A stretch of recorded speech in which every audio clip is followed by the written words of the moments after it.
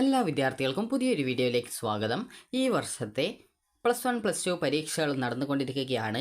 അപ്പോൾ +2 വിദ്യാർത്ഥികൾക്ക് ഇന്ന് chemistry, history, Islamic history and culture, business studies and communicative English എന്നിവയായിരുന്നു വിദ്യാർത്ഥികൾക്ക് ഇന്നത്തെ പരീക്ഷ. അതായത് +1 വിദ്യാർത്ഥികൾക്ക് ഉണ്ടായിരുന്ന ഇന്നത്തെ എക്സാം. അപ്പോൾ വിദ്യാർത്ഥികളിൽ പല വിദ്യാർത്ഥികളും റെഗുലർ വിദ്യാർത്ഥികളായിരിക്കും. അതുപോലെ തന്നെ കുറേ വിദ്യാർത്ഥികൾ ഇമ്പ്രൂവ്മെൻ്റ് എഴുതുന്ന വിദ്യാർത്ഥികളുണ്ടാവും. അതുപോലെ തന്നെ കമ്പാർട്ട്മെൻ്റൽ വിഭാഗത്തിൽ +2 അല്ലെങ്കിൽ +1 ടോട്ടലായിട്ട് ജയിക്കാനായിട്ട് പരീക്ഷ എഴുതുന്ന വിദ്യാർത്ഥികൾ ഉണ്ടാവും. അപ്പോൾ വിദ്യാർത്ഥികൾക്ക് ഇന്നത്തെ പരീക്ഷ എങ്ങനെയായിരുന്നു? ഈസി ആയിരുന്നു? അതുപോലെ നിങ്ങൾ പ്രതീക്ഷിച്ച ഭാഗങ്ങളിൽ നിന്നുള്ള ക്വസ്റ്റ്യൻസ് വന്നിട്ടുണ്ടായിരുന്നു? അതുപോലെ പഠിച്ച ഭാഗങ്ങളിൽ നിന്ന് ക്വസ്റ്റ്യൻസ് ഉണ്ടായിരുന്നോ? അതുപോലെ അങ്ങനെ വന്നിട്ടുണ്ടെങ്കിൽ തന്നെ അത് കൃത്യമായിട്ട് നിങ്ങൾ ആൻസർ ചെയ്യാൻ നിങ്ങൾക്ക് പറ്റിയിട്ടുണ്ടോ? എന്നിങ്ങനെയുള്ള കാര്യങ്ങളൊക്കെ വിദ്യാർത്ഥികൾ താഴെ കമൻറ്റായിട്ട് രേഖപ്പെടുത്തുക. അതുപോലെ തന്നെ വിദ്യാർത്ഥികൾ ശ്രദ്ധിക്കേണ്ട പ്രധാനപ്പെട്ട കാര്യം എന്ന് പറയുന്നത്, വിദ്യാർത്ഥികൾ ഈ ഒരു പരീക്ഷയിൽ നിങ്ങൾക്ക് പ്രതീക്ഷിച്ചത്ര എഴുതാൻ സാധിച്ചിട്ടില്ല എന്ന് കരുതി നിങ്ങൾ ഇനി പിന്നീട് വരുന്ന പരീക്ഷകളിലൊന്നും നന്നായിട്ട് പഠിക്കാതെ ഒന്നും ഇരിക്കരുത്. കാരണം പല വിദ്യാർത്ഥികളും ചിലപ്പോൾ ഒരു ദിവസത്തെ പരീക്ഷ കുറച്ച് ടഫാണ് എങ്കിൽ, അതായത് കുറച്ച് വിഷമം ഒക്കെ ഉണ്ടെങ്കിൽ പിന്നീട് അടുത്ത പരീക്ഷയൊന്നും നന്നായിട്ട് പഠിക്കാത്ത സാഹചര്യം ഉണ്ടാവാറുണ്ട്. അപ്പോൾ അതുകൊണ്ട് തന്നെ നിങ്ങൾ അങ്ങനെയൊന്നും ചെയ്യരുത്. നിങ്ങൾ ചെയ്യേണ്ടത് ഒരു പരീക്ഷ ടഫായിരുന്നാലും അല്ലെങ്കിലും ആ ഒരു പരീക്ഷ കഴിഞ്ഞ് കഴിഞ്ഞാൽ പിന്നീട് അതങ്ങ് വിട്ടേക്കുക. പിന്നീട് അടുത്ത പരീക്ഷയ്ക്കായിട്ട് നന്നായിട്ട് പഠിക്കുക. അതുപോലെ അടുത്ത പരീക്ഷയ്ക്ക് നിങ്ങളെക്കൊണ്ട് പറ്റുന്ന രീതിയിൽ മാക്സിമം മാർക്ക് വാങ്ങിക്കുക. അതുപോലെ ടെൻഷനൊന്നും അടിക്കേണ്ട യാതൊരുവിധ ആവശ്യമില്ല. അതുപോലെ തന്നെ ഇന്നത്തെ കെമിസ്ട്രി പരീക്ഷയ്ക്ക് വിദ്യാർത്ഥികൾക്ക് എത്ര മാർക്ക് ജയിക്കാനായിട്ട് വേണം എന്നുള്ളത് നോക്കാം. അതുപോലെ തന്നെ കമ്പാർട്ട്മെൻ്റൽ വിഭാഗം വിദ്യാർത്ഥികൾക്കുള്ള ഡൗട്ട്സ് ആയിരിക്കും.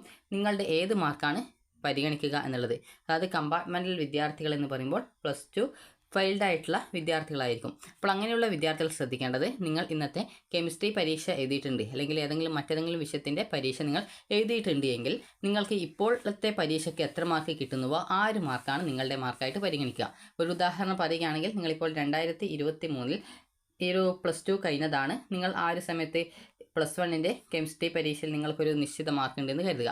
അതായത് ഇപ്പോൾ ഒരു ഉദാഹരണത്തിന് നിങ്ങൾക്കിപ്പോൾ ഒരു 20 മാർക്ക് ആ ഒരു ടൈമിൽ ഉണ്ടായിരുന്നു. എന്നാൽ +2 തോറ്റതുകൊണ്ടാണ് നിങ്ങൾ വീണ്ടും പരീക്ഷ ചെയ്തത്. അങ്ങനെ 24 നിങ്ങൾ പരീക്ഷ ചെയ്ത് അതിലും പ്രതീക്ഷിച്ചത്ര മാർക്ക് കിട്ടിയിട്ടില്ല. അപ്പോൾ നിങ്ങളിപ്പോൾ വീണ്ടും +1 ഈ ഒരു കെമിസ്ട്രി പരീക്ഷ എഴുതി. അപ്പോൾ ഇതിൽ നിങ്ങൾക്ക് ഒരു 18 മാർക്ക് മാത്രമേ കിട്ടുന്നുള്ളൂ എങ്കിൽ ഈ ഒരു 18 ആയിരിക്കും നിങ്ങളുടെ മാർക്കായിട്ട് കൺസിഡർ ചെയ്യുക. അതായത് കമ്പാർട്ട്മെൻ്റൽ വിഭാഗം ആണ് എങ്കിൽ വിദ്യാർത്ഥികളുടെ ലേറ്റസ്റ്റ് ആയിട്ട് ആ ഒരു സബ്ജക്റ്റിൻ്റേത് പരീക്ഷ എപ്പോഴാണ്, ഏത് വർഷത്തെ, അതായത് ഇപ്പോൾ +1 നിങ്ങൾ ഏറ്റവും ലേറ്റസ്റ്റ് ആയിട്ട് എഴുതിയത് എപ്പോഴാണ്, അതിൻ്റെ മാർക്കാണ് കൺസിഡർ ചെയ്യുക. അതുപോലെ തന്നെ ഇമ്പ്രൂവ്മെൻറ്റ് ചെയ്തിട്ടുണ്ടെങ്കിൽ വിദ്യാർത്ഥികളുടെ ഇമ്പ്രൂവ്മെൻറ്റിനും അതുപോലെ തന്നെ നിങ്ങൾക്ക് മുൻപ് +1 ലഭിച്ച മാർക്ക് ഉണ്ടാവും. അപ്പോൾ അതിൽ ഏറ്റവും മികച്ച മാർക്ക് ഏതാണോ അതാണ് ഇമ്പ്രൂവ്മെൻറ്റ് ചെയ്ത വിദ്യാർത്ഥികളുടെ മാർക്കായിട്ട് പരിഗണിക്കുക. അപ്പോൾ നിങ്ങളുടെ മാർക്ക് ഏതാണ് പരിഗണിക്കുക എന്നുള്ളത് മനസ്സിലായിട്ടുണ്ടാകും. കമ്പാർട്ട്മെൻ്റൽ വിഭാഗം വിദ്യാർത്ഥികൾ ആണെങ്കിൽ അവരുടെ ഇപ്പോഴത്തെ പരീക്ഷയുടെ മാർക്കും അതുപോലെ +1 ഇമ്പ്രൂവ്മെൻറ്റ് പരീക്ഷ എഴുതിയിട്ടുള്ള, അതായത് ഇപ്പോൾ +2 ആദ്യമായിട്ട് പരീക്ഷ എഴുതുന്ന വിദ്യാർത്ഥികളുടേതാണെങ്കിൽ അവരുടേത് ഏറ്റവും ബെറ്റർ സ്കോർ ഏതാണോ അതാണ് കൺസിഡർ ചെയ്യുക. അതുപോലെ തന്നെ ഈ ഒരു കെമിസ്ട്രി പരീക്ഷയിൽ ജയിക്കാനായിട്ട് നിങ്ങൾക്ക്, കെമിസ്ട്രി എന്ന് പറയുമ്പോൾ തന്നെ അത് 40 മാർക്കാണ്, 60 മാർക്കിലാണ്. അപ്പോൾ 60 മാർക്കിൽ നിങ്ങൾക്ക് ഒരു 18 മാർക്ക് കിട്ടിക്കഴിഞ്ഞാൽ നിങ്ങൾ ജയിക്കുന്നതാണ്. എന്നാൽ നിങ്ങൾക്ക് ഈ ഒരു +2 മതിയായ മാർക്ക് കിട്ടില്ല. അതായത് +2 ഈ ഒരു 18 മാർക്ക് നിങ്ങൾക്ക് കിട്ടൂല. അതുപോലെ 18 കിട്ടില്ല, 11 മാർക്കേ കിട്ടുള്ളൂ എങ്കിൽ നിങ്ങൾ ഈ ഒരു 11 ബാക്കിയായിട്ടുള്ള, അതായത് 7 മാർക്ക് ഉൾപ്പെടെ നിങ്ങൾ ഈ ഒരു +1 ആ ഒരു മാർക്ക് +1 പരീക്ഷയിൽ കിട്ടുക എങ്കിൽ മാത്രമേ നിങ്ങൾ ജയിക്കുള്ളൂ. അതായത് ഒരു ഉദാഹരണം പറയാം, നിങ്ങൾക്കിപ്പോൾ +2 കഴിഞ്ഞ കെമിസ്ട്രി പരീക്ഷയിൽ നിങ്ങൾക്ക് ഒരു 11 മാർക്കേ കിട്ടുള്ളൂ എന്ന് കരുതുക.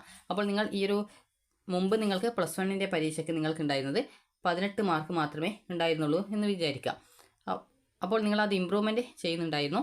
അപ്പോൾ ഇമ്പ്രൂവ്മെൻറ്റ് ചെയ്യുന്ന സമയത്ത് നിങ്ങൾ വാങ്ങിക്കേണ്ട മാർക്ക് എന്ന് പറയുന്നത് +2 11 മാർക്കേ കിട്ടാൻ സാധ്യത ഉള്ളൂ എങ്കിൽ നിങ്ങൾ അതിൻ്റെ ബാക്കി, അതായത് 18 11 കുറച്ച് കഴിഞ്ഞാൽ 7 മാർക്കാണ് വരിക. അപ്പോൾ 18ഉം 7ഉം 25 മാർക്ക് നിങ്ങൾ ഈ ഒരു +1 ഈ ഒരു ഇമ്പ്രൂവ്മെൻറ്റ് പരീക്ഷയിൽ വാങ്ങിച്ചാലാണ് നിങ്ങൾ ഈ ഒരു പരീക്ഷ പാസ്സാവുക. അതുപോലെ തന്നെ പല വിദ്യാർത്ഥികളും ആദ്യമായിട്ട് +1 പരീക്ഷ എഴുതുന്ന വിദ്യാർത്ഥികളുണ്ടാവും. അങ്ങനെയുള്ള വിദ്യാർത്ഥികൾക്ക് 60ൽ 36 മാർക്ക് കിട്ടിക്കഴിഞ്ഞാൽ 2 വർഷത്തേക്ക് പാസ്സാവാനായിട്ടുള്ള ഡബിൾ പാസ് മാർക്ക് കിട്ടും.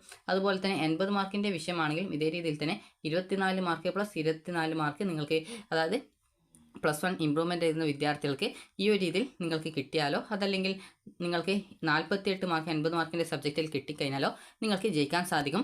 ഈ വർഷം +1 ആദ്യമായിട്ട് പരീക്ഷ ചെയ്യുന്ന വിദ്യാർത്ഥികൾക്ക് ഈ ഒരു 80 മാർക്കിൻ്റെ സബ്ജക്റ്റിൽ 48 മാർക്ക് വാങ്ങിച്ചു കഴിഞ്ഞാൽ നിങ്ങൾക്ക് 2 വർഷം ജയിക്കാൻ ആവശ്യമായിട്ടുള്ള ഡബിൾ പാസ് മാർക്ക് കിട്ടി. ഡബിൾ പാസ് എന്ന് പറയുമ്പോൾ നേരത്തെ പറഞ്ഞതുപോലെ 18 മാർക്കാണ് 60ൽ ജയിക്കാനായിട്ട്, ഇതിൻ്റെ ഡബിളാണ് 36. അപ്പോൾ ഇതിൻ്റെ ഡബിളിനെയാണ് ഡബിൾ പാസ് എന്ന് പറയുന്നത്. അതുപോലെ 24 ഡബിൾ ആണ് 48, അതിനാണ് ഡബിൾ പാസ് മാർക്ക് എന്ന് പറയുന്നത്.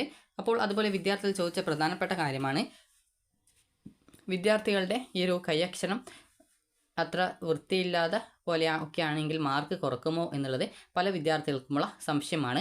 അപ്പോൾ വിദ്യാർത്ഥികൾ ശ്രദ്ധിക്കേണ്ടത് നിങ്ങളുടെ കൈയക്ഷരം എന്തും അതായത് അത്ര വൃത്തി ഇല്ലെങ്കിൽ കൂടി നിങ്ങൾ ശ്രദ്ധിക്കേണ്ടത് നിങ്ങളുടെ ആൻസറിൽ പോയിൻറ്റ്സ് ഉണ്ട്, അത് കൃത്യമായിട്ട് ടീച്ചേഴ്സിന്, അത് വാല്യുവേഷൻ ചെയ്യുന്ന ടീച്ചേഴ്സിന് വായിക്കാനായിട്ട് പറ്റുമെങ്കിൽ നിങ്ങൾക്ക് മാർക്ക് കിട്ടും.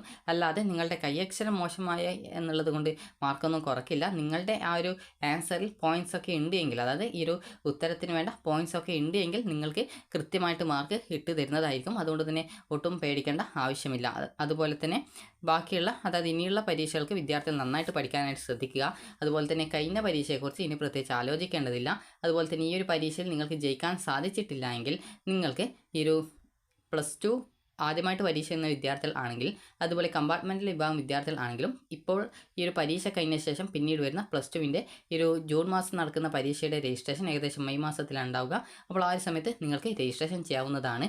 നേരത്തെ വിദ്യാർത്ഥികളോട് ഏപ്രിൽ മാസമാണ് +2വിൻ്റെ ഇംപ്രൂവ്മെൻറ്റ് രജിസ്ട്രേഷൻ ഉണ്ടാവുക എന്ന് പറഞ്ഞിട്ടുണ്ടായിരുന്നു. എന്നാൽ വിദ്യാർത്ഥികൾ ശ്രദ്ധിക്കേണ്ട കാര്യം എന്ന് പറയുന്നത് ഈ ഒരു മെയ് മാസത്തോടെയാണ് റിസൾട്ട് വരിക. അപ്പോൾ മെയ് മാസത്തിലാണ് ഈ ഒരു രജിസ്ട്രേഷൻ ഉണ്ടാവാനുള്ള സാധ്യത. അതായത് +2വിൻ്റെ റിസൾട്ട് എപ്പോഴാണ് വരുന്നത് അതിനുശേഷം തൊട്ടടുത്ത ദിവസം മുതലാണ് ഈ ഒരു രജിസ്ട്രേഷൻ ആരംഭിക്കുക. അപ്പോൾ എല്ലാ വിദ്യാർത്ഥികളും ശ്രദ്ധിക്കേണ്ടത് ഇനിയുള്ള പരീക്ഷകൾ വിദ്യാർത്ഥികൾ നന്നായിട്ട് പഠിക്കാനായിട്ട് ശ്രദ്ധിക്കുക.